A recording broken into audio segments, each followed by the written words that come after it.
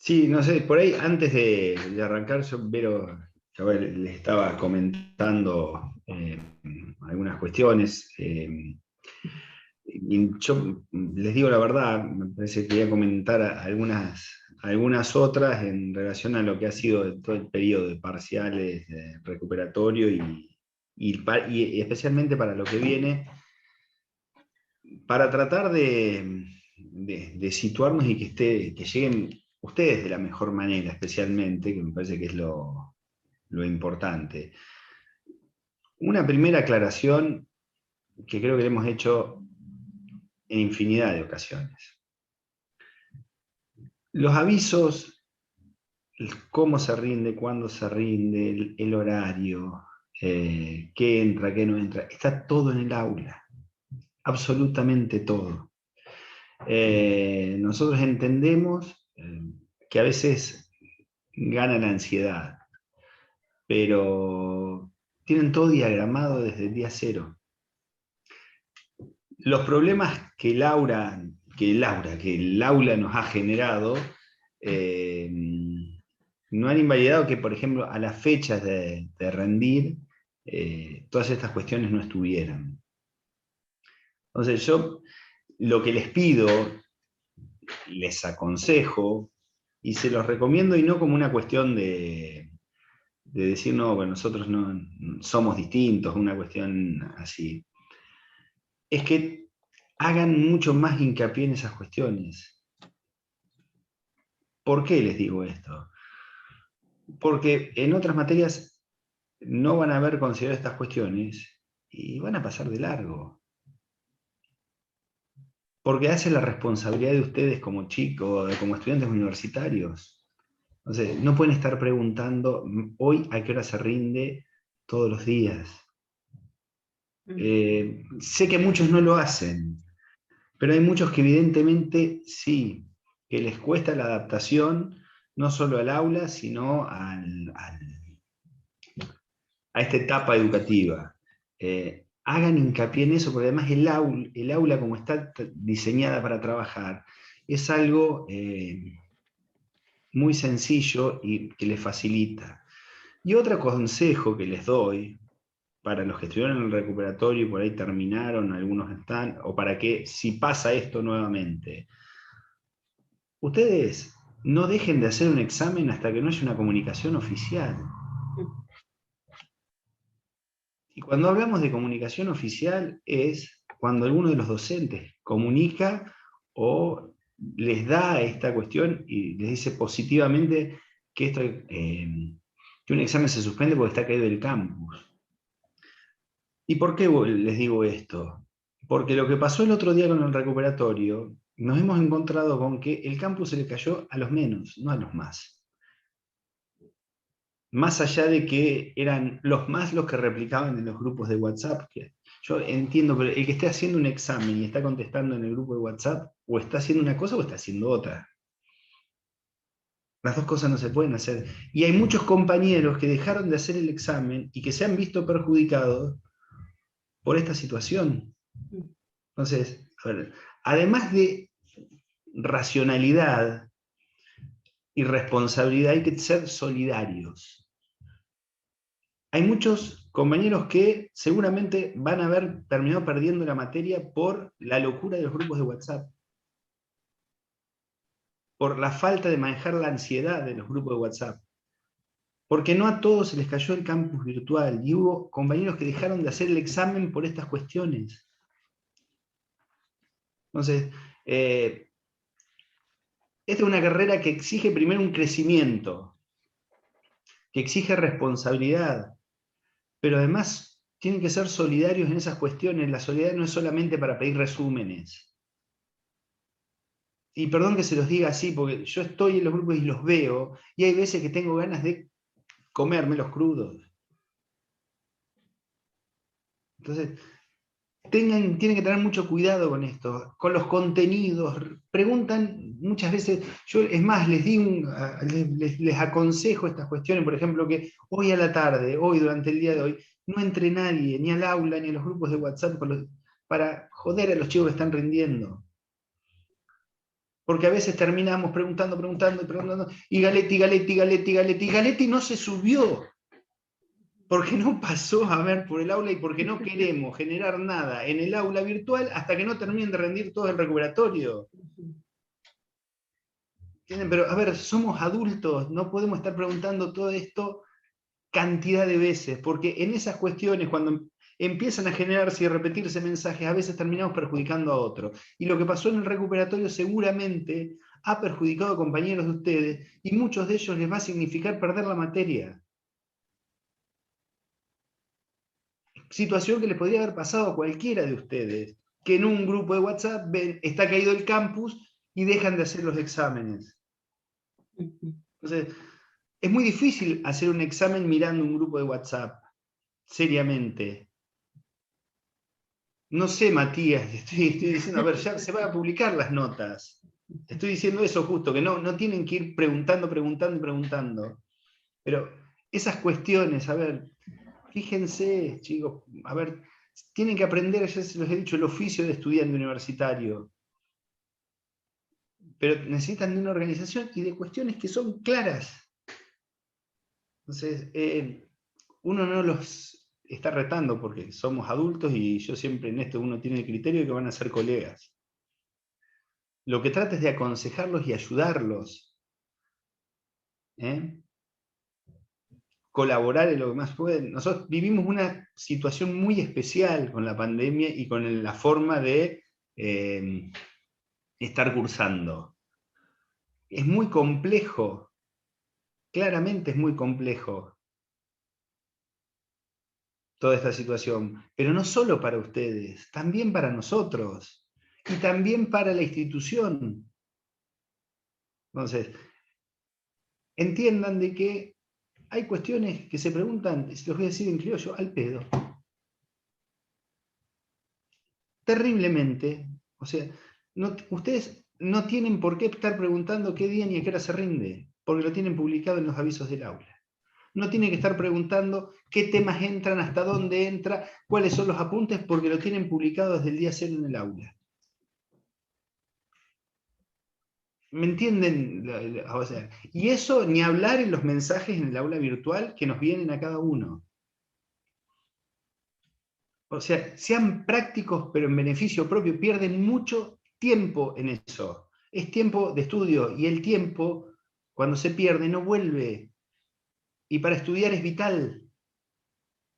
Entonces, pierden horrores de tiempo preguntando cuándo se rinde, a qué hora. Entramos, los enlaces están los primeros del primer día.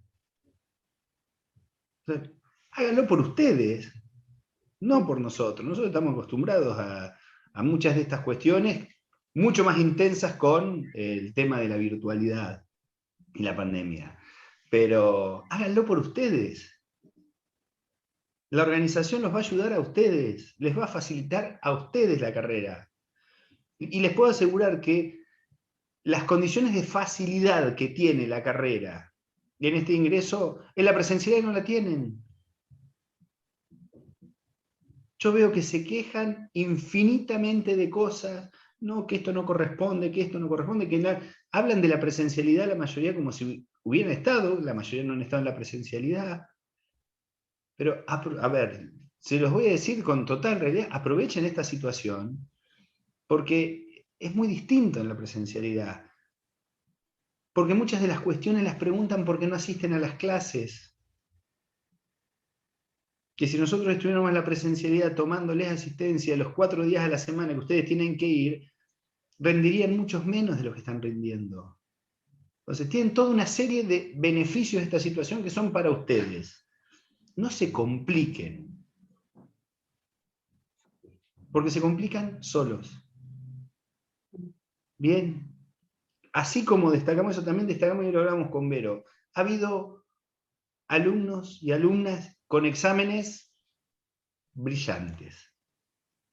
Brillantes. Sinceramente. Donde se nota que se organizan. Entonces,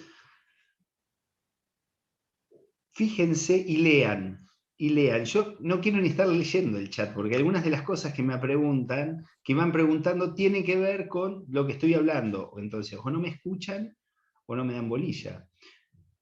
Entonces, las cuestiones están claras. Entonces, ayúdense ustedes. Es el mejor consejo que les podemos dar. Ayúdense, pero ayúdense, no se compliquen más. Es demasiado complicada la vida en pandemia para algunas cosas. No se la compliquen con cosas innecesarias que están todas en el aula virtual. Leen los avisos, leen el programa, leen el cronograma y leen las distintas cosas. Nada más. No es catarsis, es de lo más profundo de... Orientativo. No, pero además Vero sabe cómo... A mí hay veces que me cuesta es más estar de este lado y me sitúo más del otro. Y se los digo con total sinceridad, chicos. Veo que hay cuestiones que se perjudican mucho a ustedes y que necesitan hacer un proceso de maduración muchos de ustedes para el ámbito universitario. Y que si no lo hacen organizándose, el sistema se los da hacia cachetadas. Entonces, aprovechen todas estas cuestiones. Aprovechen. ¿Estamos? A ver, alguna de las... Miro el chat y arrancamos. Ahí alguien preguntó, creo que se superpone algo con el parcial de político o algo por el estilo, llegué a leer, no sé eso, operativamente no. Igualmente los parciales y las fechas y los horarios, todos los Zoom los dispone la facultad, con lo cual bastante difícil va a ser que se superponga un horario con otro. Y no va a ser la primera ni la última vez durante el transcurso de la carrera donde la facultad les ponga tengan materias con parciales el mismo día o días uno atrás del otro, con lo cual, llegado el caso que les llegara a tocar, y empiecen a acostumbrarse, volvemos a lo que dijo Francisco al principio, es todo cuestión de organización, ¿sí? Acá no es protesto porque tengo el parcial el mismo día y me lo van a cambiar. A veces pasa, insisto, y más ahora en estos tiempos de pandemia, donde la universidad tiene que disponer el Zoom para cada, la facultad para cada una de las materias. Así que no sé cómo será, si llega a ser así o no, que se supone. No, además hay una realidad, chicos. Yo les digo de mi propia práctica. Yo he rendido 3 parciales en un día. Sí. Puede pasar que tenga que rendir 2 parciales en un día. Lo más probable es que en el ingreso esto se termine acomodando, porque siempre tratamos de solucionarlo, pero sí, ¿cómo no? ¿Sí? ¿Cómo no? Es que los profesores Sí, no se pregunta una materia, la de al lado, ¿cuándo pones la fecha? Más o menos la fecha de los parciales es prácticamente estimativa para todos y el titular organiza sobre la disposición que da, en este caso por una cuestión de Zoom, capaz que no se les va a superponer, pero pueden tener parciales el mismo día tranquilamente. Por eso les digo, organícense, no es cuestión de decir, me van a dar una semana, la otra, no. Lo que toca, toca, y así tienen que aprender a salir, ¿no es cierto? A ir acostumbrándose. La organización, y en base a eso van a poder salir adelante. Pero bueno, no le demos más vueltas, nos vamos a quedar sin tiempo y hoy nos toca hablar de bueno, nos toca hablar de la, según la, perdón, te hago una introducción, Vero, y así arrancamos. El otro dale. día Alfon más o menos estuvo planteando todas las circunstancias que se dan para llegar, todo el camino para llegar a la Constitución de 1853. Marcó claramente algo que nosotros en algunas clases los habíamos planteado, pero básicamente lo que es la importancia y cómo se dan los pactos preexistentes, toda la situación que se genera en el protocolo de Palermo, el acuerdo de San Nicolás. Y esta Constitución tiene características de la época también, que no son casuales y que van más allá del proyecto que como país tienen en ese momento las provincias y los triunfantes a partir de la batalla de Caseros y los conflictos propios que se generan con Buenos Aires. Más allá de esta cuestión de realidad que se vive en la Argentina, nosotros encontramos que es una constitución de neto corte liberal, que está basada y sustentada en las ideas vigentes en la época. que tienen antecedentes no solo nacionales. Ustedes después cuando vean la lectura de Galetti, que va a ser una parte, Galetti es un monstruo en todo lo que tiene en relación a la Constitución. Cuando uno se pone a ver los antecedentes de la Constitución de 1853, los antecedentes patrios, por así decirlo, arrancamos desde el Cabildo del 22, circulares, estatutos, cada una de las cosas que por ahí hemos ido marcando, muchas de esas son antecedentes de la Constitución del 53. El decreto de seguridad individual, que se les preguntó ahora a muchos en los exámenes, también es uno de los antecedentes, es el antecedente, por ejemplo, troncal de lo que va a ser después la creación del derecho penal argentino, pero también tenemos toda una serie de antecedentes que son externos. Y en eso la Constitución de Estados Unidos nos da una base muy importante, con una diferencia importante también, que Estados Unidos está planificado como un sistema confederal y nuestro país está planteado como un sistema federal. Esta diferenciación que yo les marco, se las marco porque básicamente tiene que ver con la concepción de cada una de las provincias y con una situación que se da a partir de cómo esas provincias estructuran el poder y cómo delegan esas facultades en un poder central. Nosotros vamos a tener un sistema de provincias anteriores. Hoy en día, este tema que estamos hablando, que es de 1853, está plenamente en boga. Además, la Corte analizó en estos días lo que tiene que ver con las autonomías provinciales. Fíjense cómo a veces el derecho nos lleva a cuestiones que son antiquísimas. Entonces, nosotros tenemos un sistema federal donde esas provincias vamos a encontrar que en esta Constitución delegaron sus facultades. Y ahí se diferencian, por ejemplo, de ese antecedente que es la Constitución de Estados Unidos, cuyo preámbulo también es muy similar al preámbulo de nuestra Constitución. La Constitución de Estados Unidos, por ejemplo, habla del pueblo, nosotros hablamos de los representantes del pueblo, para marcar algunas cuestiones que tienen que ver con eso.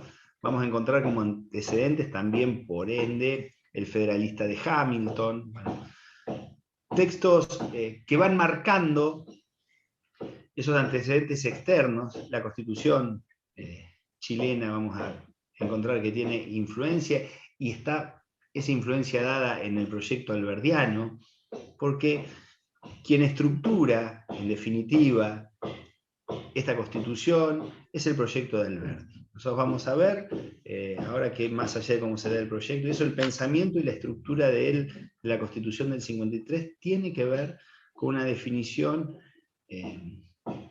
histórica, política, ideológica de Alberdi. ¿Qué hay que contextualizar? ¿Yo por qué marco esto de la contextualización y esto como introducción al tema constitucional?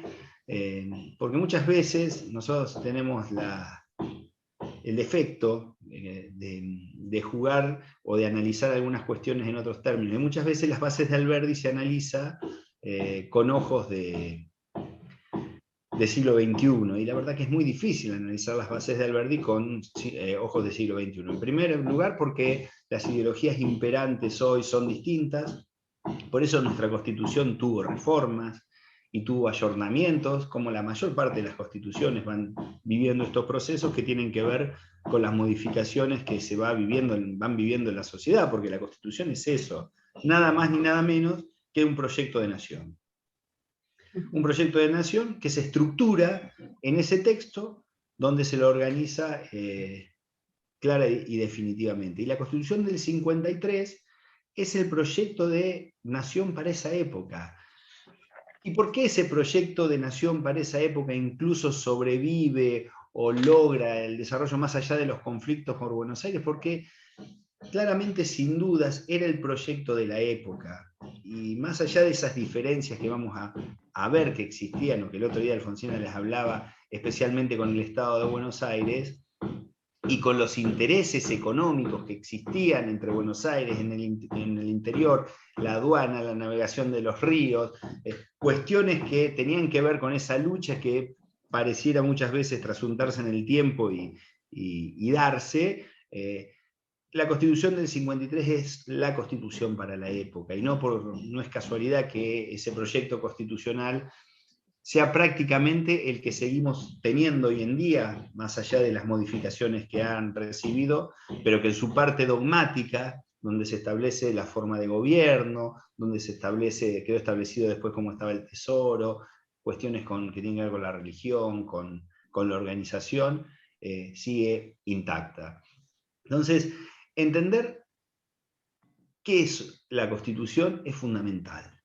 Y estas pautitas en relación a los autores, a la influencia de los autores, a que se toman todos esos antecedentes. Por eso nosotros en la materia vamos estudiando esos antecedentes y a veces se los marcamos, porque son los que terminan plasmándose en la Constitución, y lo que les decía hoy del decreto es uno de los casos más palmarios, donde nosotros encontramos que se transforma no solo en un artículo vital de la Constitución, sino que va a dar origen a la construcción de todo el sistema jurídico penal después de ese artículo.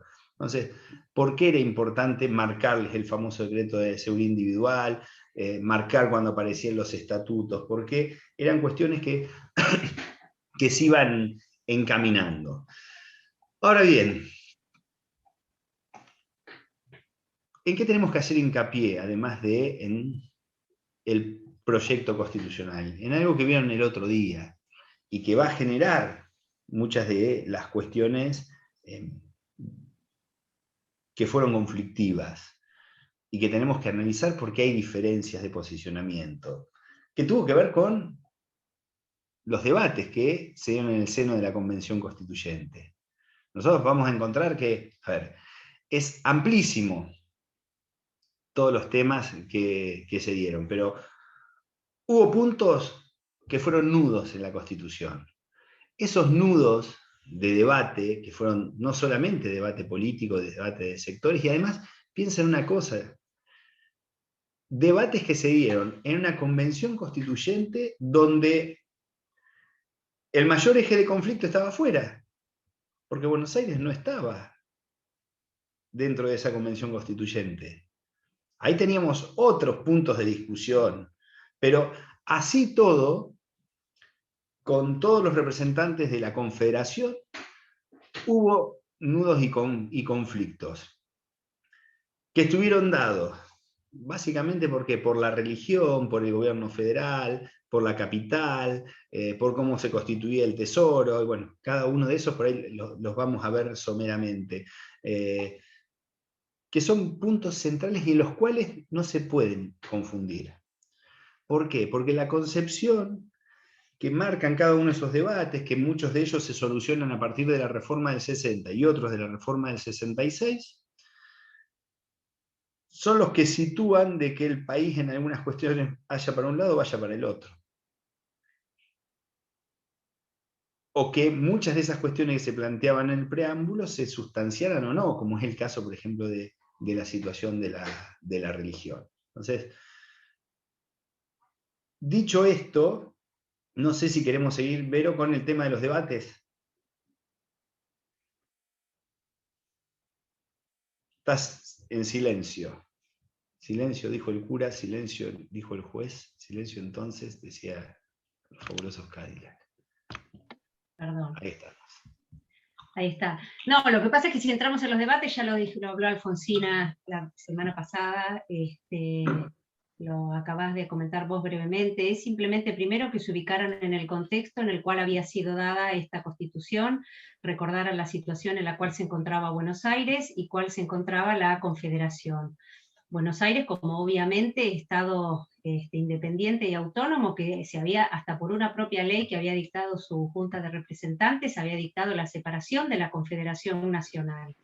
Con lo cual, Buenos Aires sabía que no iba a tener problemas económicos de ninguna naturaleza y que podía seguir adelante separado de la Confederación y que no la necesitaba. Y en esa línea se mantuvo desde el 52 hasta 1861, 62, que fueron los conflictos finales y que pusieron el marco final de anexión de Buenos Aires a la Confederación. Por otro lado, era la crisis que se estaba suscitando dentro de la Confederación misma.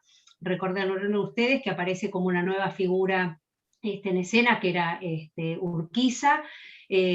Cuando arranca Urquiza, comienza con la gran temida atribución de las relaciones exteriores para hacerse cargo ya en carácter centralizado nuevamente del mando de toda la Confederación, y obviamente sí su intención de llevar adelante un gobierno central que ya no tenía más esa discusión que teníamos antes sobre esa discusión teórica entre unitarios y federales, como le decía Alberdi, sino que ya había sido definido el sistema de gobierno, era indiscutido el sistema federal que se iba a imperar, pero que quedaban otras cuestiones para enmarcar y para terminar de definir. Y estas van a surgir sobre la base de los antecedentes que va a tomar esas fuentes doctrinarias en las que se va a basar esta Constitución de 1853. Que como dijo Pachi, es una Constitución que va a seguir vigente aún hasta nuestros días, porque a pesar de las reformas que se le hayan realizado, paulatinamente a partir del año 1860 hasta el año 1994, como cuerpo normativo continúa vigente la Constitución de 1853. Esta Constitución, como les dije, las fuentes doctrinarias sobre las que se basa, que los dijo Pachi, obviamente fueron la Constitución de los Estados Unidos, nuestra Constitución de 1823, esa Constitución unitaria y centralista, y obviamente que el punto clave va a estar determinado por la postura de Alberdi, en su libro Bases y Puntos de Partida para la Organización Nacional. El criterio de Alberdi, ustedes recordarán que al igual que el dogma socialista que nos dio Esteban Echevarría, partían de la base de la necesidad del establecimiento de una democracia, ¿no es cierto? Ellos propugnaban como la necesidad de los principios de igualdad, de libertad, el principio de fraternidad, el principio de libre asociación, y también el tema de la invocación de Dios como fuente de toda razón y justicia. La idea que tenían, la idea que sienta Alberdi en su libro de bases, es que la sociedad se construye no mediante una imposición o necesidad de discusión de la forma de gobierno que vamos a tener, cómo van a ser nuestras instituciones, sino que considera que la discusión viene desde abajo, viene desde la base, viene desde la necesidad de conformar una sociedad con identidad propia. Y para conformar esa sociedad con identidad propia, parte de la base de la necesidad del reconocimiento igualitario de todos los ciudadanos, el reconocimiento de los derechos para todos, el reconocimiento de la única estructura jerárquica que se nos puede imponer es la que determine la ley, ¿sí? Por lo demás somos todos iguales. Y a su vez también toma como lema la necesidad de gobernar es poblar, porque él considera la necesidad de ganarle a las tierras, de ganar el desierto, y a su vez también el tema de los extranjeros, la necesidad de crear un país en donde se le reconozca a todos los pueblos los mismos derechos que a los que ya son nativos de este país. La necesidad de lograr la inmigración extranjera para que obviamente tengamos mano de obra y a partir de allí lograr una economía regional próspera. Sobre la base de todos estos principios es que se va a sentar el preámbulo. Ustedes saben que la Constitución Nacional arranca con un preámbulo y después se compone de dos partes. El preámbulo sienta los objetivos de la Constitución. Y si ustedes lo leen al preámbulo, obviamente marca todos y cada uno de los objetivos buscados a través de ella. Se los voy a decir porque me lo sé de memoria desde el secundario al preámbulo, pero no por una cuestión de... sino porque de hecho viene al caso, y Francisco se ríe, sino porque de hecho va a demostrar lo que les estaba diciendo recién. El preámbulo comienza diciéndonos: los representantes del pueblo de la nación argentina, reunidos en Congreso General Constituyente, por voluntad y elección de las provincias que las componen. Ustedes Una vayan cosa, Vero, leyendo. antes de que siga. Ahora le iba a hacer la aclaración, la iba a hacer ver. al final la aclaración, pero decila. Bueno, esa diferencia es sustancial, por ejemplo, con el antecedente estadounidense. Porque además invoca uno de los principios de Mayo. Alberdi, ustedes no se olviden cuando ven el tema de la generación del 37, que la generación del 37 vuelve a los principios de Mayo. Y uno de los principios que surge en Mayo es el de representatividad. El preámbulo está hablando de representatividad en cuanto a la construcción del sistema de gobierno. Pero además, cuando habla del pueblo de la nación y habla de los pactos preexistentes, vuelve a esos dos núcleos centrales que son el Pacto Federal y el Acuerdo de San Nicolás de los Arroyos, donde se retoman todos los antecedentes previos de la Constitución Nacional y además donde está claramente establecido que la forma de gobierno. Eso es central. Lo que les dijo Vero del preámbulo, que yo tenía un profesor, me acuerdo que se los hacía repetir a los alumnos. Papá siempre hacía repetirle a los alumnos el preámbulo. No les voy a decir cuánto hace que terminé la primaria, pero me lo sé. Calculen que desde aquella época nos lo Pero es en sustancial para ver, lo que dice Vero, es sustancial. Ustedes en el preámbulo van a resumir la Constitución. Exacto. Y esto del proyecto de nación. Por eso cada una de esas partes tiene explicación. Perdón por la interrupción. No, en realidad la idea de repetirlo al preámbulo es porque precisamente establece todo lo que dice la Constitución y va a resumir todo lo que veníamos diciendo hasta ahora.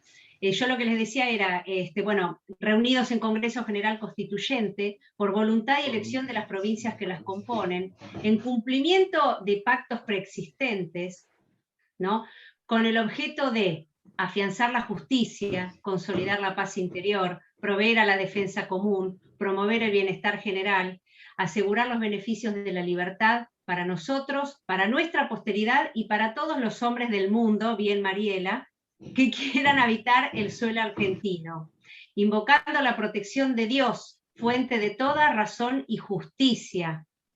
Ordenamos, decretamos y establecemos esta Constitución para la nación argentina. Entonces, ¿qué es lo que les decíamos? Sienta los principios generales, lo ponen a Dios, ¿no es cierto?, como fuente de toda razón y justicia. ¿Qué significa esto? El reconocimiento de un derecho natural por sobre el derecho positivo. Para todos los hombres del mundo, que fue lo que dijo Francisco hace un rato, ¿sí? Volvemos a lo mismo, la necesidad de una apertura hacia afuera, una apertura para convocar y dar trato igualitario a todo aquel que quisiera venir a establecerse en nuestro país, que supiera que los derechos que les iban a reconocer eran los mismos que los que ya tenían reconocidos los ciudadanos. Y ahí empezamos con la parte de la Declaración de los Derechos y Garantías. El primer punto, el primer artículo obviamente, establece el sistema de gobierno, que dice sistema representativo, republicano y federal, que ya lo hemos hablado varias veces. El artículo segundo habla respecto a la Constitución, perdón, de la religión, y se refiere al sostenimiento del culto católico. Gran diferencia que tienen que tener acá en cuenta. No significa, como decía la Constitución de 1826, que el país era católico o apostólico romano, sino que el sostenimiento del culto católico pasa por el sostenimiento desde el lado económico. Recordemos ustedes que nosotros venimos desde España. En España, allá lejos y hace tiempo, estaba la figura del patronato, creado por la corona, donde la corona, a través de esta figura, sostenía la religión católica apostólica romana. Cuando nosotros heredamos también esta costumbre, esta tradición y la imposición de la religión católica, lo vieron ustedes desde la forma en la cual se realizaron la evangelización hacia los pueblos originarios. Después lo vimos cómo era la necesidad de la religión católica para toda la conformación de todas las instituciones que teníamos en el país. Recuerden también que fue Rivadavia el primero que impuso como ministro de Martín Rodríguez la secularización de las instituciones. ¿Qué significaba esto? Recuerden ustedes que lo que había hecho era comenzar a quitarle a las congregaciones religiosas que estaban en el país, le confiscaban sus tierras e inclusive le limitaban las exenciones impositivas que se le venían reconociendo. Entonces el sostenimiento del culto católico pasa más por una cuestión de el tipo de relación que venía manteniendo el gobierno con la religión católica apostólica romana, pero no significaba un reconocimiento superior por encima de las demás religiones, porque recuerden ustedes que en el artículo 14 se sienta dentro de todos los otros derechos que establece la libertad de culto.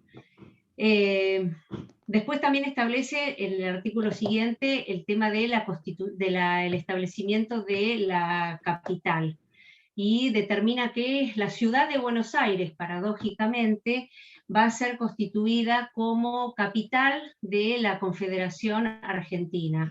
Digo paradójicamente porque ustedes recuerdan que Buenos Aires no conformaba parte de este Congreso Constituyente, no participó de los debates y fue la única provincia que no juró esta Constitución una vez dictada. Después, por lo demás, en la parte de, a continuación, que comienza la parte de la enumeración de todos y cada uno de los derechos, recordarán ustedes, sobre la base de los principios de Alberdi, se sienta el reconocimiento al derecho de propiedad, donde nadie puede ser privado de ella sin una orden judicial que se la determine, el derecho de la determinación de los derechos de intimidad, en donde las acciones propias quedan reservadas para cada uno en tanto y en cuanto no afecten la moral ni ¿cómo se llama? Los derechos de los terceros, establece el decreto de seguridad, es prácticamente replicado en el artículo 18 de la Constitución Nacional, donde se sientan las bases, como decía Pachi, de todo lo que va a ser nuestro derecho penal de ahí en adelante. Y luego comienza la parte de la conformación de cómo van a ser la diagramación de todas y cada uno de los poderes del Estado y la postura que se va a asumir con respecto a las provincias. Con respecto a la religión católica, me faltó decir que sí imponía la necesidad que tanto el presidente como el vicepresidente de la nación detentaran la religión católica apostólica romana. Esto permaneció y estuvo vigente hasta la reforma que se realizó mucho tiempo después, en el año 94. Si no, hasta antes, todos los presidentes tenían que ser católicos. Pachi, ¿qué te reís? No, me río, dos aclaraciones por ahí, pero no, con esto me río porque Carlos Saúl I de Anigliaco tenía la religión, profesaba el Islam, de hecho ahora cuando enterraron en el cementerio y juró, se hizo católico para asumir como presidente. Nosotros somos fantásticos. Después la reformaron. Por eso después se termina cambiando eso. Pero cuestiones que, por ahí para marcarles y que sigan el hilo conductor a la hora de estudiar para el parcial. Cuestión capital. Porque a nosotros se nos puede ocurrir decirle cómo fue la evolución de la cuestión capital desde la Constitución de 1819 hasta que se estableció definitivamente la capital en Buenos Aires. Entonces, hilo conductor, vean todo el tema de la cuestión capital. Ahí lo que les marcó Vero, además, es una cuestión en la que suelen confundirse, porque es muy loco que Buenos Aires, la Constitución del 53 haya establecido como capital a Buenos Aires, con Buenos Aires no participando de la Convención Constituyente. Entonces, el hilo de cómo se da la cuestión capital síganlo porque no es tan claro ni tan lineal, y lo marca este hecho puntual que la Constitución del 53 lo establece cuando Buenos Aires está afuera. El tema de la inmigración, que es un tema central y que lo vamos a ver en otras unidades, y que tiene que ver con esa concepción que tenía Alberdi en el gobernar es poblar. Una inmigración que está dada con el sustento de que todos somos iguales en cuanto a derechos.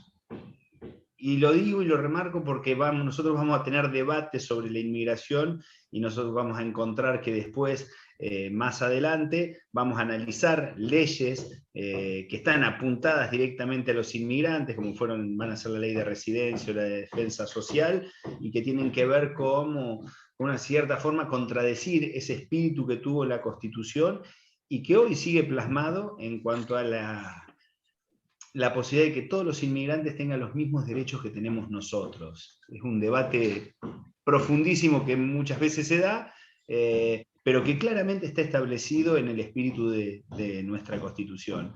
Y como también lo que les marcaba Vero en relación al culto. El tema del culto tiene todo un derrotero que va modificándose en las distintas constituciones, que se plasma en todos los debates que se dieron en la Constitución del 53, y que vamos a ver que avanza. ¿Y por qué les digo que avanza? Lo vamos a ver en la clase que viene, con el tema de las leyes laicas, con el tema de las nuevas instituciones que se van estableciendo. Son temas que van cortando la materia como un eje vertebrador, porque nosotros vamos a encontrar que el tema de la inmigración, el tema de la cuestión capital, el tema del culto, préstenle atención porque sobre estos temas vamos a volver más adelante.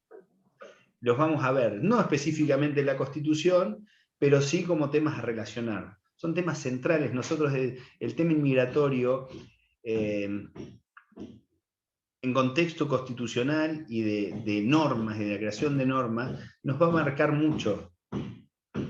Y nos va a marcar mucho más en muchas de las leyes que vamos a ver más adelante. Por eso, préstenle atención a esas cuestiones. Por eso las quería marcar, Vero. Sí, no, el tema de lo del... Bueno, no, ya está, ya lo dijiste. El tema de cada una de esas cuestiones fundamentales, y obviamente, como vos decís, tampoco es lineal, y también marca cómo vamos despegando de a poco de lo que heredamos de España, y cómo se van cortando con las viejas costumbres y tradiciones que traíamos desde España. Vuelvo a repetir, ustedes recuerden la influencia de la religión que fuimos teniendo y el derrotero que hemos visto a lo largo de todas estas clases hasta llegar a la Constitución, para que sí se reconoce la religión católica, pero no es la obligatoriedad de los ciudadanos de ser católicos apostólicos romanos. Cada uno puede profesar el culto que quiera. Simplemente habla de una obligación del Estado de sostener económicamente esa religión, por una cuestión que ya venía desde atrás. ¿Cuál es el otra contexto en cortita el con cual... eso, a ver, cortita porque ahí lo que dice, el país reconoce su historia, porque tiene el reconocimiento de sus raíces españolas, la influencia de la religión católica, pero además proyecta algo distinto, porque ahí es donde Alberdi en bases habla de la inmigración a la que apuntaba. La inmigración y la libertad de culto tiene que ver con que la inmigración que apuntaba al país no era la inmigración española, italiana, que es la que tuvo, sino la inmigración anglosajona.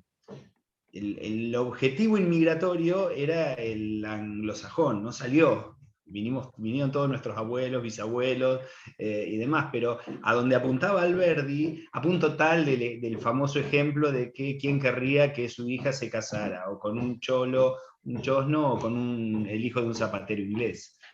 Bueno, todos entendibles en la época. ¿Por qué? Porque había una visión claramente distinta, pero apuntaba a eso, a que la inmigración, todo el tema del culto y demás, era básicamente para que pudieran venir los que se fueron al norte, que sabiamente no vinieron, o por ahí terminaron yéndose por otro lugar y construyendo otra cuestión, pero tiene que ver todo, fíjense cómo está atado todo el proceso constitucional al proyecto de nación. Por eso es importante que ustedes lo analicen, y por eso Alberdi y el pensamiento de Alberdi puedan compartir cosas, no puedan compartir, es central en el proceso constitucional.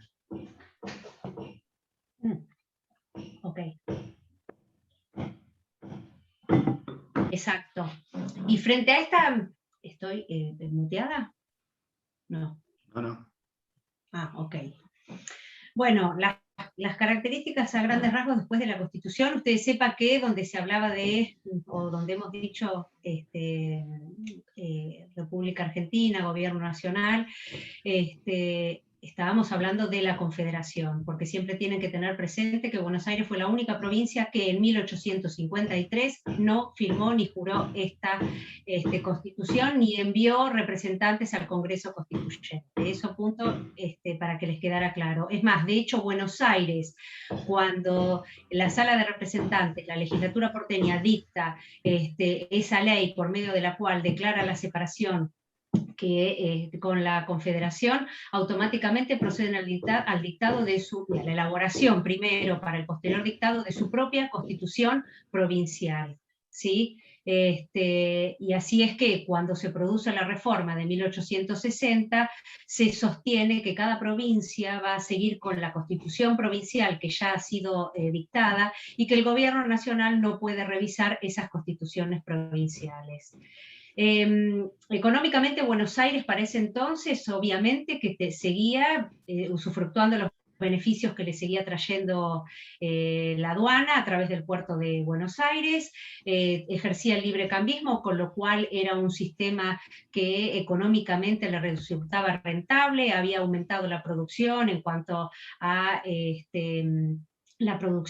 había aumentado la producción de lana, que también había comenzado a exportarla, con lo cual económicamente Buenos Aires sentía que estaba en la postura que necesitaba para no depender de ni coparticipar con las economías regionales. Con lo cual la relación entre Buenos Aires y la Confederación se podrán imaginar que se encontraba completamente en crisis. ¿Dónde comienza esta crisis? Producto de las distintas actitudes que van asumiendo cada uno de los gobiernos, tanto el confederado como el gobierno provincial. Recordemos por un lado que es la Confederación para tratar de lograr hacer repuntar sus economías regionales a través del Congreso, con la influencia de Urquiza, lógicamente, en el año 1856 decide dictar la Ley de Derechos Diferenciales. Esta Ley de Derechos Diferenciales lo que hace es concederles beneficios a los a los europeos que venían a comercializar en Buenos Aires. Lo que le decía era a todos los puertos, a todos los barcos de ultramar que ingresaran a navegar libremente los ríos interiores y que descargaran todas sus mercaderías ya en los puertos interiores, iban a gozar de ciertos beneficios y exenciones impositivas. O simplemente, según el tipo de mercadería que se tratara, se les iba a cobrar un arancel normal. Todos aquellos buques que tocaran puerto primero en Buenos Aires, comerciaran la comercialización en Buenos Aires para luego continuar por los ríos interiores, iban a cobrar, se les iba a cobrar, un impuesto que podía llegar a ser del doble o por lo menos del 50% correspondiente al arancel normal. Todo esto como una forma, vuelvo a repetirles, de fomentar y tratar de lograr la repotenciación de las economías regionales que se encontraban bastante ahogadas.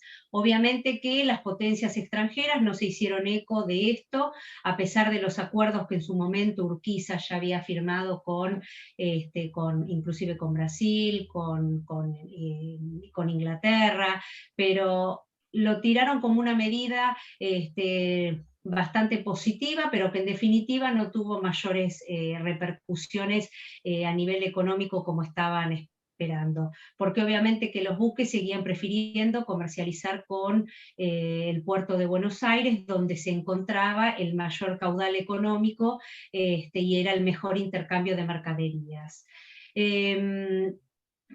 esta ley de diferenciación, sumado a un suceso que se, de derechos diferenciales, perdón, sumado a un suceso que se produce en el interior del país, en la Confederación, donde es asesinado el gobernador de la provincia de San Juan, Benavides, y se lo atribuyen los confederalistas a los porteños, o que eran aquellos que estaban bajo la línea de la misma línea que la provincia de Buenos Aires.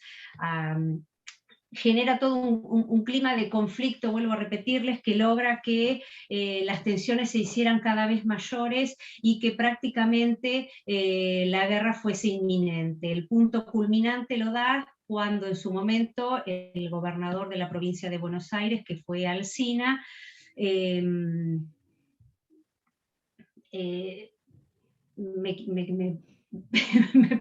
me perdí en el hilo que iba a decir, me confundí porque quiero volver atrás. En realidad no el gobernador, sino lo que les quería hablar era de Paz, perdón, de Urquiza, que en realidad lo que hizo fue, a través de la Confederación, dictar una ley por medio de la cual obligaba a la provincia de Buenos Aires a cualquier costo que se integrase a la Confederación, ya fuera de medios pacíficos y a través de la conciliación, o por el uso de las armas. ¿Qué fue lo que hizo Alsina, gobernador en ese momento? Lo interpretó como una declaración de guerra. Recordemos que la Esto provincia además de Buenos porque, Aires... Vero, ahí, Sí. la realidad es que la Confederación estaba ahogada además económicamente. Buenos Aires había, con el tema de su aduana, había concentrado prácticamente todos los ingresos, como también las relaciones internacionales. A la Confederación le costaba muchísimo poder relacionarse y comerciar. Pero además, la famosa navegación de los ríos interiores tenía un problema, que era que para llegar al puerto de Rosario había que primero pasar por la aduana de Buenos Aires, con lo cual había una imposición de que todos los productos al interior llegaban de una manera más costosa, con un desarrollo mínimo industrial que no existía. Es decir, el interior estaba claramente empobreciéndose, no podía sostener esta cuestión, más allá de los pactos de convivencia que se habían dado, todas las leyes de derechos diferenciales habían perjudicado, pero había toda una cuestión política y económica por la cual la Confederación no podía seguir. Que necesariamente, esto Galetti, cuando habla en una parte anterior, dice: era inescindible la vida de Buenos Aires sin el interior, y del interior sin Buenos Aires. Y económicamente la realidad es que era al revés. O sea, el interior profundo no podía vivir sin esos recursos que generaban los derechos de la aduana. A partir de una relación con el porteñismo y la concentración económica muy fuerte. O sea, fíjense que hay muchos de los temas que nosotros discutimos y vemos, que yo insisto, tienen plena vigencia en cuanto a cómo se sustentan a veces estas provincias. Esto, como les decía Vero, desemboca en lo que va a ser la batalla después de Cepeda, esa declaración que como la toma Alsina, y que va a terminar sellando el proceso constitucional. A partir de Cepeda se sella el proceso constitucional. Vidar Campos hablaba siempre del proceso constitucional 1853-60, porque él entendía que la Constitución, nosotros no podemos analizar, se van a cansar de escucharlo Vidar Campos después cuando vean Constitucional, pero él hablaba de que no puede separarse ese proceso. En primer lugar, porque la Constitución del 53 tenía un impedimento, por ejemplo, que era modificarse por el lapso de 10 años. Durante 10 años, sancionar la Constitución del 53, no se podía modificar. Entonces, ¿qué hacíamos con Buenos Aires? En el caso que se incorporara. Bueno, a partir de Cepeda y de esa batalla de Cepeda, que increíblemente pasa algo o bastante parecido a lo que pasaba con lo que fue la guerra en la banda oriental con Brasil. Cuando estaba todo dado para que la Confederación ganara la batalla, ganó Buenos Aires. Perdón, al revés. Y se genera la negociación. Esa es la voz. más, hay teorías, desde teorías conspirativas, en eso es muy interesante. La historia argentina a veces tiene cosas que no se difunden o no se dan, que tiene tantos halos de misterio como a veces la historia europea, que la venden mucho mejor que nosotros. Pero con respecto a esta batalla, hay miles de teorías, desde conspirativas, desde vinculación con las logias masónicas y demás, que hacen interesantísimo este tema, hasta los que hablan del pacto previo a la realización de la batalla, que determinan que se logre el acuerdo de San José de Flores. El acuerdo de San José de Flores va a terminar de cerrar este periodo constitucional que empezó en 1853, porque este acuerdo de San José de Flores va a establecer el acuerdo entre Buenos Aires y la Confederación de toda una serie de temas que son los que van a encontrar después asidero en la reforma constitucional de 1860. Este acuerdo de San José de Flores nos va a marcar, por ejemplo, en primer lugar, que se va a incorporar Buenos Aires, que era el punto más importante por ahí para la consolidación de la República en términos nacionales, es decir, que se integrara Buenos Aires a la Confederación y que jurara además y aceptara esa constitución. Ese es uno de los primeros puntos que marca este acuerdo de San José de Flores. ¿Qué más? Que se iba a convocar una convención provincial. ¿Para qué? Para analizar la Constitución del 53, es decir, Buenos Aires iba a tener la posibilidad de analizar esa Constitución que iba a jurar. Lo cual yo siempre digo, todas las reformas constitucionales argentinas son inconstitucionales, porque hay algo, siempre, alguna cosita que nos pasamos. Lo que les decía antes, la de 53 supuestamente no se podía revisar ni reformar durante 10 años, en 1860 la estamos revisando y reformando. Entonces, Buenos Aires iba a tener la posibilidad de convocar una convención provincial para analizar esta Constitución del 53.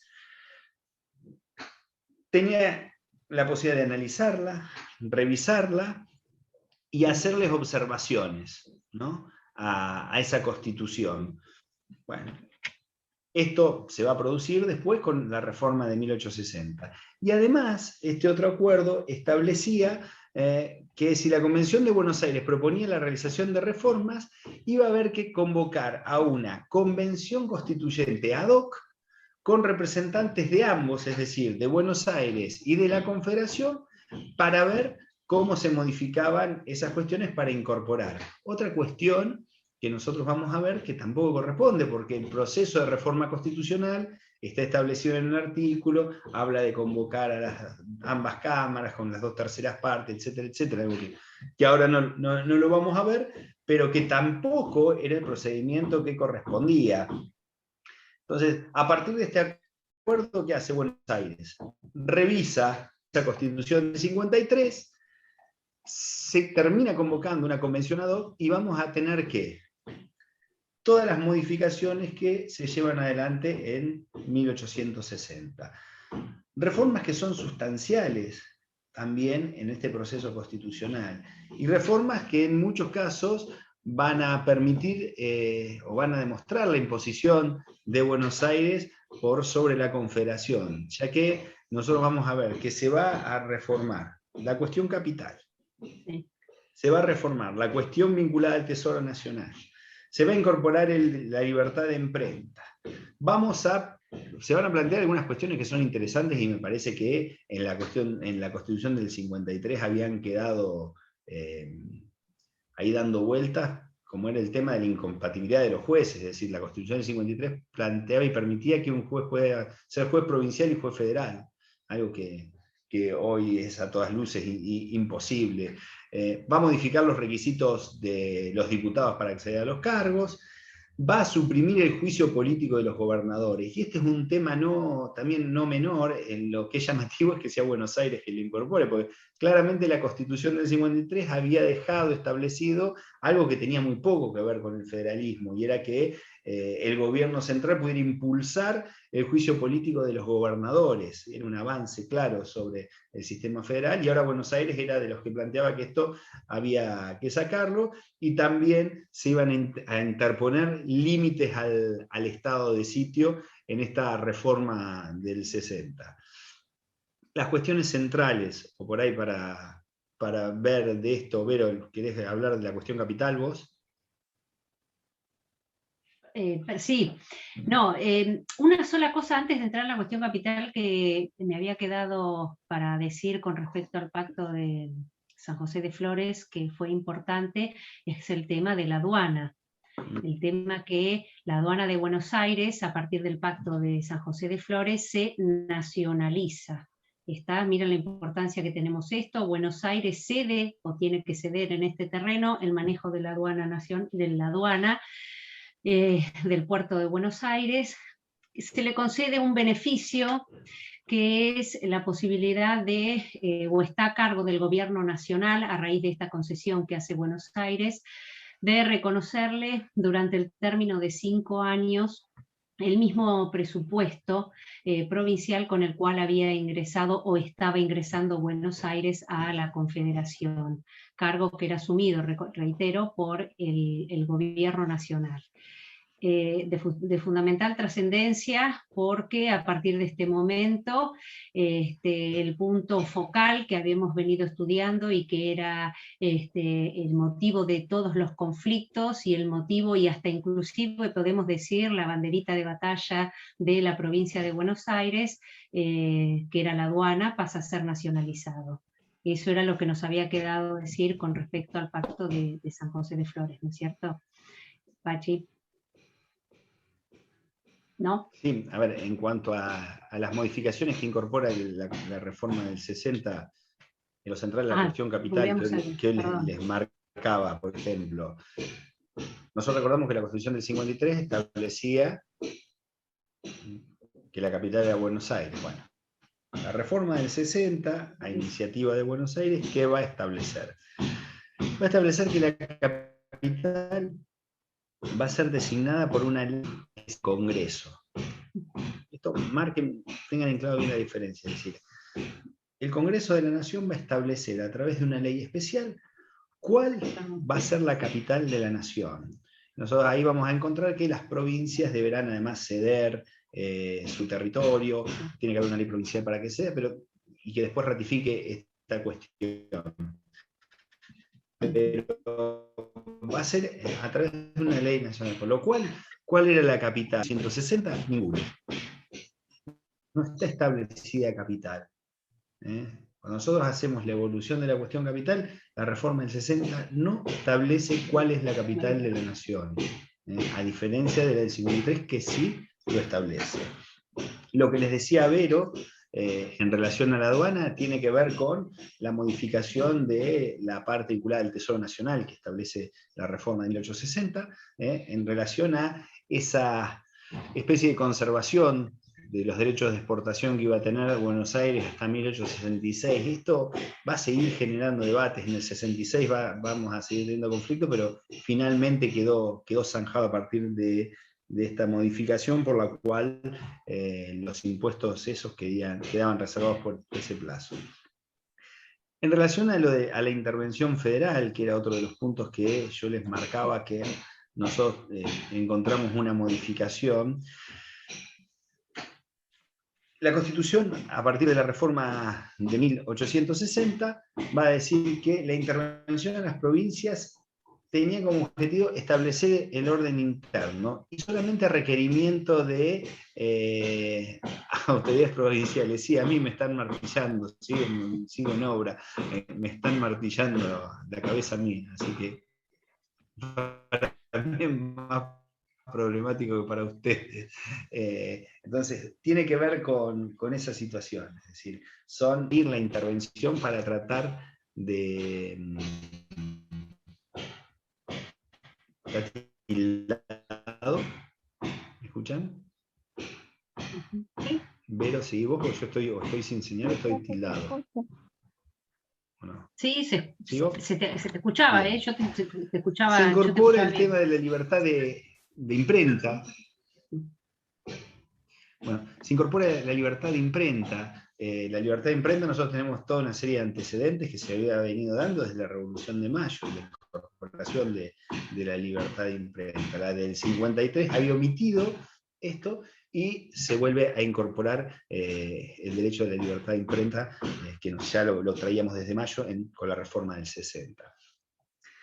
Con relación a lo que son los derechos y garantías que la Constitución incorpora, y que nosotros teníamos un panorama bastante amplio, porque claramente había toda una, como les decía Vero hoy, todo el pensamiento alberdiano hacía hincapié en todos esos derechos y garantías. ¿Qué se acuerda entre los dos sectores? En primer lugar, sostener todos aquellos derechos enumerados, es decir, todos los derechos que ya se habían incorporado se iban a sostener. Pero establecían algo que después nosotros lo vamos a ver en las sucesivas reformas, y en especial en la reforma después del 94, que es que los derechos incorporados no son derechos cerrados. Se habla de números clausus, que es algo que después lo van a ver, cuando números clausus es el hecho de que son estos derechos, se cierran y no se pueden abrir más, sino la posibilidad de seguir incorporando derechos y nuevas garantías. Nosotros vamos a ver después que los procesos constitucionales tienen este primer proceso de constitucional, que son las constituciones liberales, después vamos a tener un proceso de constitucionalismo social que está incorporado, después vamos a tener incorporación más adelante de los denominados derechos de tercera generación, derechos ambientales. Bueno, vamos a ver que el hecho de no limitar al cierre los derechos establecidos en este acuerdo con la reforma del 60 permite en sucesivas reformas ir incorporando derechos. Bueno, como ya les había adelantado algo, la incompatibilidad de los jueces está planteado básicamente en el hecho de que quien es juez provincial no puede ser juez federal, separa y organiza bien esta situación, las distintas facultades que tienen los distintos organismos judiciales y las distintas competencias, y por ende las distintas incumbencias que van a tener jueces federales y provinciales. Con relación a los diputados, se establece el hecho de que los diputados, para ser elegidos por las provincias, tienen que, además de ser natural de esa provincia, deben tener una residencia inmediata de 2 años. Apunta que esto, a eliminar eso que Alfonsina en una clase les explicaba, que eran los alquilones, el hecho de que para ser diputado por una provincia o se es natural o hay que tener una residencia inmediata de 2 años.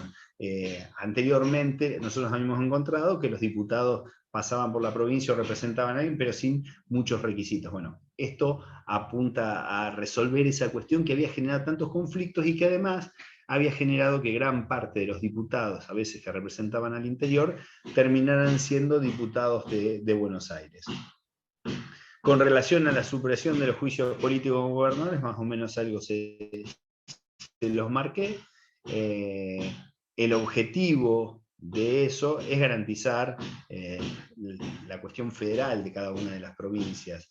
Si el Poder Ejecutivo Nacional podía impulsar lo que es el juicio político de los gobernadores, nosotros encontrábamos que estaba interviniendo en esas autonomías provinciales de una manera abrumadora. Hoy en día el juicio político de los gobernadores puede ser promovido por ¿quiénes? Por las legislaturas provinciales, no por las legislaturas, no por el Congreso Nacional. Así como el juicio político del presidente o de los jueces de la Corte a nivel nacional tiene que ser a nivel nacional, dividiendo claramente cuáles son las facultades que hay en términos federales con relación a las facultades en orden provincial. Y con relación al estado de sitio, bueno, reducía lo que eran las facultades que tenía el presidente de la Nación, en este sentido, con la posibilidad de avanzar. La Constitución del 53 le da facultades al presidente de avanzar en el sentido del estado de sitio, y bueno, esta cuestión de conformación de un Estado donde están los poderes claramente separados, divididos, donde empieza a organizarse todo el poder nacional y los poderes provinciales, va a ser clave para la conformación de este periodo de nosotros que vamos a ver, que algunos hablan de la conformación del Estado Nacional, como es el caso de Oslac, o presidencias fundacionales, como lo hablaban otros autores, pero que son todo el periodo de Mitre, Sarmiento y Avellaneda, que son donde se van a ir consolidando muchas de las normas y la construcción de este proyecto que estaba plasmado en en el preámbulo de la Constitución. Nosotros después vamos a tener conflictos que se dan a partir de la unificación de Buenos Aires y la Confederación, vamos a tener toda una serie de cuestiones y de enfrentamientos que se dan en forma rápida y que tienen que ver de cómo se construye el poder político en este país, en este nuevo país unificado. Vamos a ver que el conflicto entre porteños e interior se sigue dando, y es por eso que vamos a tener una nueva reforma constitucional, que les marco algunas cuestiones, nada más en el año 66, que es muy sencillo y que van a poder ver en los distintos apuntes de ustedes para analizar. Es clave que ustedes entiendan este proceso constitucional, la influencia y la determinación que tiene, y esto del proyecto de país que se encarne, que Vero les explicaba muy bien con relación al preámbulo y a cómo se pensó. Porque es lo que nos va a permitir ver todo el periodo que nosotros vamos a ver en las próximas clases, en relación a cómo se van construyendo los distintos estados, los distintos poderes del Estado. Nosotros vamos a ver, por ejemplo, la aparición de la Corte, cómo se instrumenta el Poder Judicial, el proceso de codificación que viene después, porque, o sea, tenemos la Constitución que nos costó prácticamente 50 años.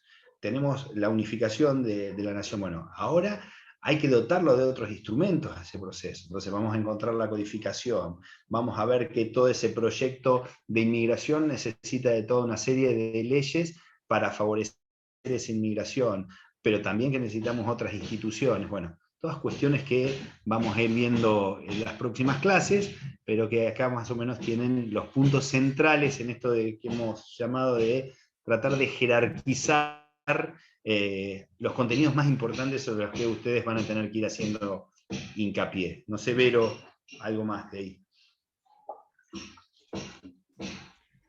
No, con respecto al tema de la Constitución, sí tengan en cuenta que establece dentro del marco de las instituciones y de la división de poderes, sí hace hincapié en la división de poderes, pero establece un sistema presidencialista, es decir, se reconoce la figura presidencial con un poder que recién va a ser limitado en el año 1984, ¿sí? Cuando se le anexa la figura del jefe de gabinete.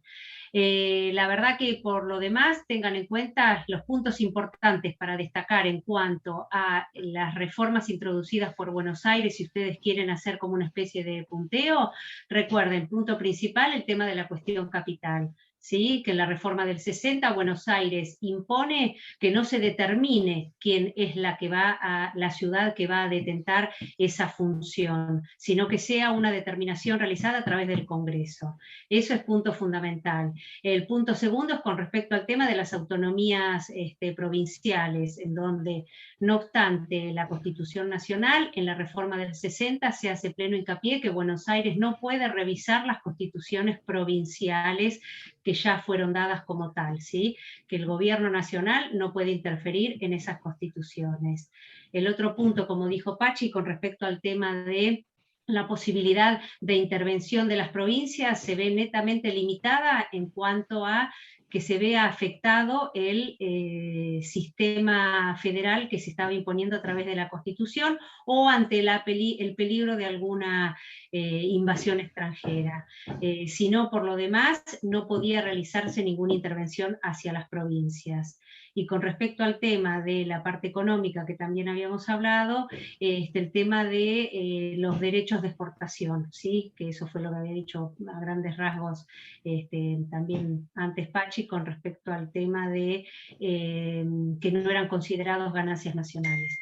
Por lo demás, y volviendo a eso, considero que, bueno, tengan en cuenta esto, que comenzó el proceso de organización nacional, que ya nos habíamos dado una constitución, sin embargo, lo cual no significa que se hubieran alineado tanto Buenos Aires como la Confederación, porque después vamos a tener el conflicto que se va a dirimir a través de la batalla de Pavón.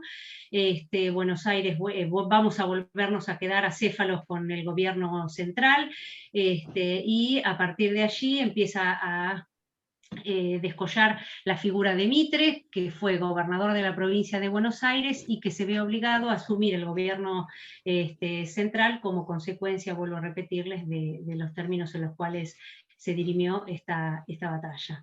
A partir de allí empezamos el periodo de las presidencias que llamamos fundacionales, que ya se verán, calculo yo, que en la clase que viene. Por lo demás, los puntos importantes considero que fueron marcados. No sé si alguien quiere preguntar algo. Están preguntando algo, Sí, pero ahí no están. sé, a revisar. El taller de lectura sí se hace mañana. No sé si están los enlaces, creen que ya lo verificamos. Pero sí, porque no sé si había quedado para hacerse 9:45 finalmente. Porque además lo que yo estuvimos hablando es el hecho de que se graben, porque sabemos que hay muchos que están complicados con el tema de otras materias y que quede la grabación, así lo pueden ver. Igualmente, chicos, hay cuestiones, me parece, importantes ahí que les van a servir. Ustedes tienen un gran, en el campus tienen todos estos temas, además la gran mayoría tienen microclases. Que por ahí hay muchas cuestiones que les van a servir. A ver, si hay algo que van a tener para toda esta parte, además del contenido y la bibliografía, tienen de todo clase, microclases, explicación más tranquilo, más descontracturado, más, bueno, y todas las lecturas también van a tener clases para poder revisar y repasar. ¿Qué les recomiendo? Es muy largo, que vayan haciéndolo semanalmente o leyéndolo y acompañando. Yo sé que los videos, hay muchos de los videos que les ayudan muchísimo. Por ahí para clarificar las lecturas les ayuda mucho. La verdad que las microclases están todas muy buenas y son bastante específicas y tratan de apuntar a los temas. Las únicas largas son las que me voy yo de mambo, como siempre, hablando de más, pero la verdad que las clases son todas con tiempo para verlas, que tranquilamente las pueden estar escuchando en un ratito y les van a clarificar muchísimo todo este periodo que es largo, que viene, y donde van a tener que analizar estos lecturas que nosotros hemos planteado para jerarquizar. Marcela tiene una duda. Sí, profe. ¿Cómo le fue a Estefan o no? No sabemos. Él dice que muy bien. Espero que bien. Por lo menos yo no dejé que se copie, así que los hacemos cada uno en un lugar distinto, pobre Estefano. Profe, una consulta. La plenaria, la doctora Guardia. Mira, si le llegas a decir, yo te voy a decir una cosa. Eso, te iba a decir, no le digas doctora. No. Primero porque no es abogada. Y segundo, nosotros tenemos, yo digo, yo no he curado a nadie, no somos doctores. Entonces, el día que, si algún día nos animamos y encaramos el doctorado, hay días no somos somos abogados o profesores, que creo que a todos nos gusta. Bueno, sí, dale. Bueno, entonces ella comentó sobre la lectura de Galetti, que usted hoy la nombró. Entonces yo le expliqué que yo mandé a imprimir y imprimí Angueira, y ella dijo que Angueira no, que ella iba a subir a Galetti, pero todavía no se subió a Galetti. Angueira te va a servir como complementario, es muy lindo, pero Galetti, ¿por qué? Les digo por qué no se ha subido Galetti. Perdón, de hecho, no escuché, antes de que saltaran todos los despelotes con el campus, Galetti se subió, pero no quedó instalado. En la página del centro, como dice Maggie, está entero Galetti. Lo que acá nosotros vamos a subir las dos lecturitas que son, son dos capitulitos específicos, porque Galetti es un monstruo de 2 tomos, que es completísimo con todo el tema constitucional, pero nosotros lo que vamos a querer lo que vamos a querer es que estudien y que vean específicamente esas dos lecturas. Con relación a qué quiero y qué puedo, Jacqueline, nos van a confirmar porque es por la disponibilidad de Zoom el tema del taller mañana. Entonces, no sabemos si nos confirman el final, estamos esperando eso, para las 9:45, para las 11. Además, para trabajar la lectura de otra de las personas tan odiadas como Wayland, que es Hilda Sábato, en las lecturas que hay para analizar. ¿Alguna duda más?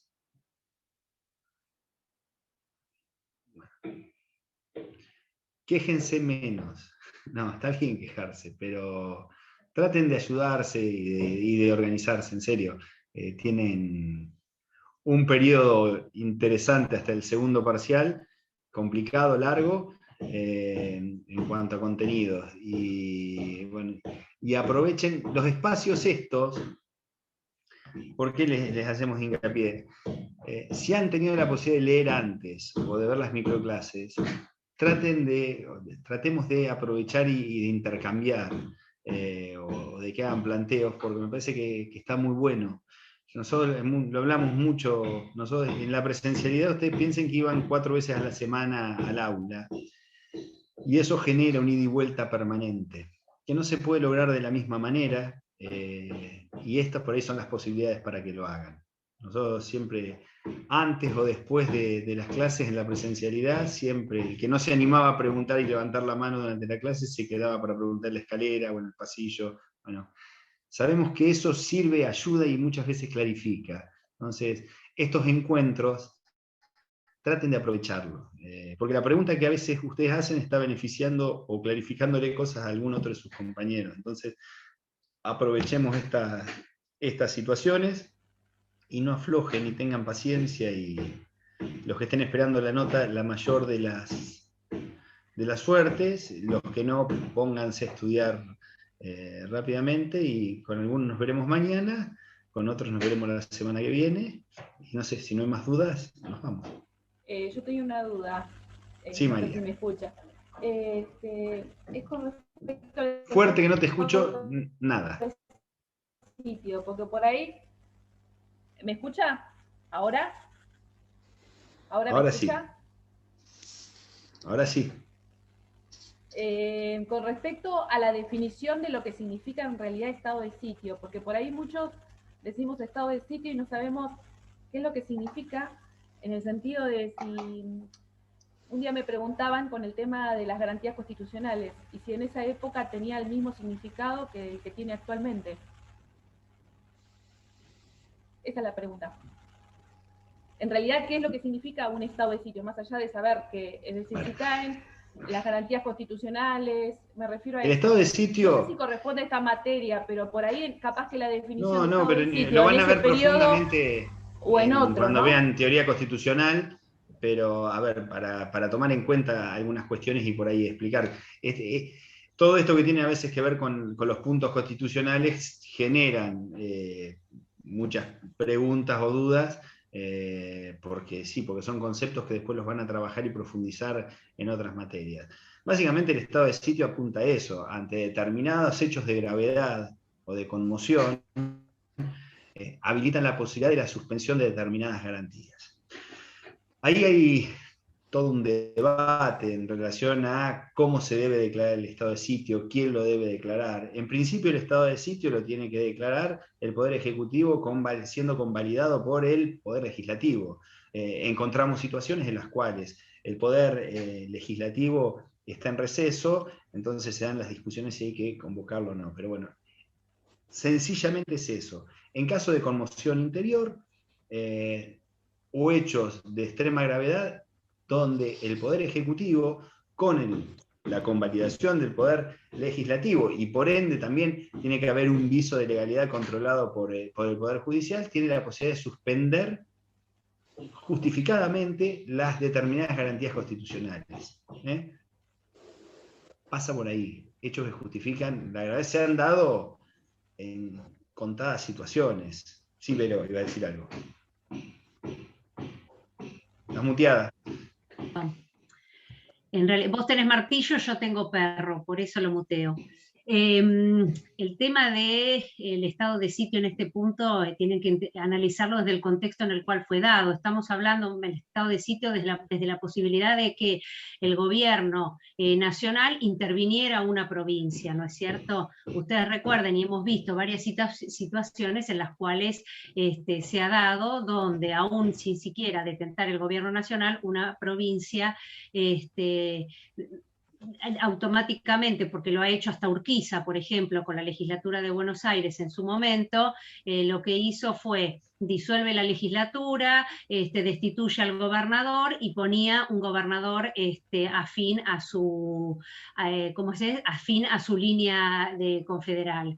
Entonces, el estado de sitio está planteado desde ese lado, de limitar la posibilidad del gobierno nacional para intervenir las provincias, que solo estaba reducida a el caso en el cual se viera afectado el sistema federal que se estaba instaurando o un ataque exterior. Desde ese lado, desde el punto de vista y el alcance que se le da ahora, es cuestión que vamos a ver a medida que vayamos adelantando, y como dijo Pachi, lo van a ver en derecho constitucional en concreto, que es otro el alcance que tiene, y siempre obviamente que toda intervención de una provincia a la otra implica la limitación en cuanto al ejercicio de los derechos que están ejerciendo los pobladores de esa época por parte de la persona que está asumiendo la autoridad a partir de la fuerza, ¿no es cierto? Pero en definitiva pasa un poco por ese contexto. Gracias. No, de nada. ¿Alguna más? ¿Cuál? Eso no sé si es bueno o es malo, pero bueno. Traten de ir leyendo, de sacándose las dudas, y pregunten mucho, en serio. Y lo último, yo sé que soy recontra molesto. Revisen cuando vayan a rendir, en general, el tema de la redacción. Yo sé que están nerviosos, todos se ponen nerviosos con los exámenes, pero revisen mucho el tema de cómo redactan. Hoy Vero se los marcaba con relación a nuestra carrera, cuál es el objetivo de nuestra carrera, cómo funciona nuestra carrera, y el tema tienen que trabajar en líneas generales, ¿no? Pero hay que trabajar mucho el tema redacción, chicos. Mucho, pero mucho, porque uno encuentra que hay errores muy groseros. El tema que hacen a veces difícil. Faltas de ortografía, por favor. Las faltas de ortografía, por favor.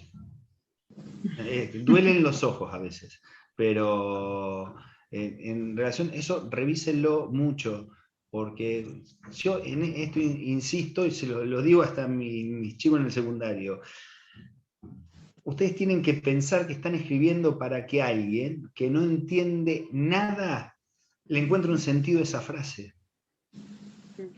Entonces, mucho para trabajar, y mucho para trabajar en toda la carrera. Esta es una cuestión que la tienen que trabajar permanentemente y que les va a ayudar mucho. Y que cuando hacen los resúmenes, porque ustedes muchos siguen hacen resúmenes, más allá de pasárselos, no pasárselos o pedirlos a gritos, trabajen eso. ¿Saben lo que pasa? No se puede contestar con flechas y con resumen, y a veces las contestaciones nos damos cuenta que son de resúmenes. Lo que pasa es que no pueden poner la flecha, ni el signito, ni el porqué con la X y la Q sola. Bueno, trabajen mucho redacción a la hora de eso. Revísenlo. Cuando hagan los resúmenes, por más que le quedan, no se van a ahorrar 4 renglones por completar una frase. Completen la frase. Que sea coherente la frase. Que sea coherente. Trabájenlo. Completar la frase, pero que sea coherente, por favor. Porque a veces porque se escriben y no rechazar, se les entiende y uno tiene que deducir qué es lo que han querido decir. Como les dije, igualmente es para felicitarlos porque les dije que los recuperatorios que a mí me tocaron corregir ahora mejoraron muchísimo la redacción, la calidad de las respuestas, así que eso también es para... habla de un ejercicio que evidentemente vienen haciendo o que por lo menos intentan, así que sigan en eso.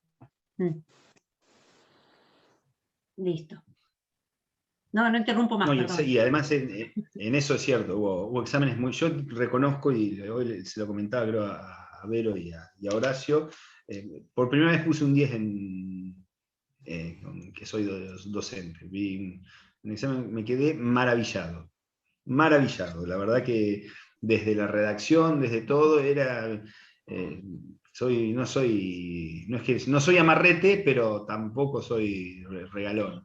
Es que Pero uno no tiende a escatimar nota, pero cuando se encuentra con calidad de respuesta, de redacción, entonces realmente amerita el 10 porque no solo habla de un conocimiento del tema, sino también, insisto, de un esfuerzo en todos los aspectos.